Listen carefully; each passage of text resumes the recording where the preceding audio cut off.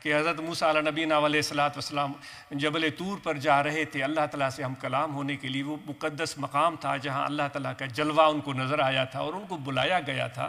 تو اس طرف جا رہے تھے تو مولانا جلال الدین رومی رحمۃ اللہ علیہ فرماتے ہیں جاتے جاتے راستے میں انہوں نے ایک چرواہے کو دیکھا جو درخت کو ٹیک لگا کے بیٹھا ہوا تھا. بکریاں اس کے آس پاس چر رہی تھیں. وہ اپنی آنکھیں بند کر کے اپنی دھن میں مگن تھا اور وہ خدا سے باتیں کر رہا تھا. وہ اللہ تعالیٰ سے باتیں کر رہا تھا. وہ کیا کہہ رہا تھا کہ اے میرے اللہ میں نے تجھے کبھی دیکھا نہیں. تم کہاں رہتے ہو؟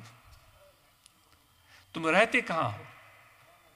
ذرا مجھے بتاؤ تو صحیح تم رہتے کہاں ہو؟ وہ میرے پروردگار مجھے پتا ہے تم پوری کائنات کو چلاتے ہو, زمینوں کو چلاتے ہو, آسمانوں کو چلاتے ہو. کتنا بڑا کام ہے, کتنا بڑا کام ہے.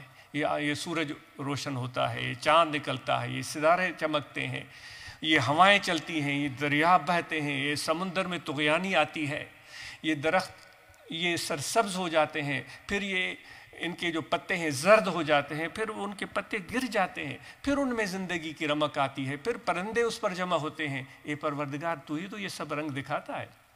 ان پرندے وہ اس درختوں پر آ کر گھونسلے بناتے ہیں, پھر وہ جوڑیاں بناتے ہیں, پھر ان کے انڈے بنتے ہیں, ان سے بچے نکلتے ہیں. سبحان اللہ, کیا تیرے کام ہیں. زندگی کا آغاز ایک گھونسلے سے ہوتا ہے, پھر ان کی چہچہاہٹ سنائی دیتی ہے. اتنا کام کرتا ہے. اے میرے اللہ تو اتنا کام کرتے کرتے تھک تو جاتا ہوگا. کیا مجھے اجازت ہے کہ میں تمہیں دباؤں؟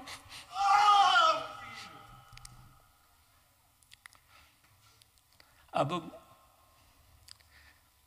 موسیٰ علیہ السلام یہ بات سن رہے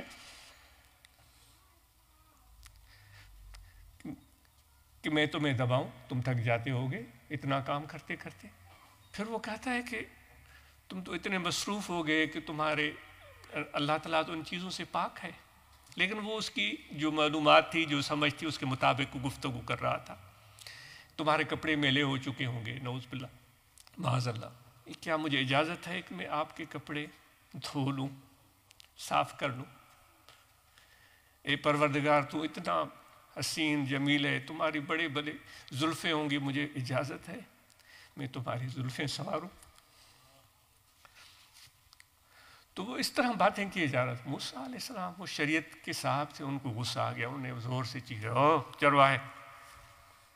وہ بیچارے آنکھیں اس کی کھل گئیں اور ڈر گیا. اس نے کہا بے وقوف, تو کس سے باتیں کر رہا ہے؟ میں خدا سے باتیں کر رہا ہوں. اس نے کہا بے وقوف, خدا تو اس سے سب چیزوں سے پاک ہے, نہ اس کو نیند آتی ہے, نہ تھکتا ہے, نہ لباس کی ضرورت ہے. اے بے وقوف, تو بیعت بھی کرتا ہے. تو وہ پہچانتا تھا موسیٰ علیہ السلام کو. اس نے کہا مجھ سے بیعت بھی ہو گئی, گستاخی ہو گئی. اس نے کہا ہاں. تو اتنا اس کو ڈر لگا کہ وہ رونے لگا. اس نے کپڑے پھاڑے, رومی کہتا ہے اپنی قمیص پھاڑی.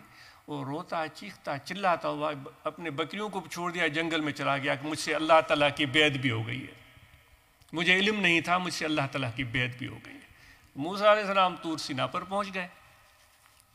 اللہ تعالیٰ سے ہم کلام ہونے کے لیے, کلام ہونے سے پہلے خدا نے اس کو فرمایا رومی کے الفاظ میں, تو برائے وصل کردن آمدی نے برائے فصل کردن آمدی. موسیٰ تو نے کیا کیا؟